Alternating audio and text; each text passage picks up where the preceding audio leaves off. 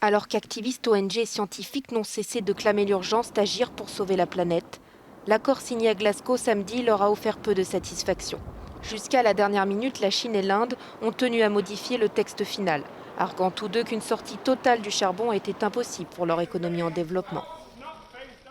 C'est la première fois que nous évoquons explicitement le charbon dans un accord de la COP. Je pense que c'est absolument historique, mais comme je l'ai dit, en fin de compte, la Chine et l'Inde vont devoir s'expliquer devant les pays les plus vulnérables au changement climatique, et vous avez vu leur réaction face à ce changement. L'Inde produit 70% de son électricité à partir du charbon, tandis que les centrales chinoises en consomment 60%. À travers la voix de son secrétaire général, l'ONU a donc répété la nécessité des pays riches de respecter leur engagement de 100 milliards de dollars de financement climatique pour soutenir la transition énergétique des pays en développement.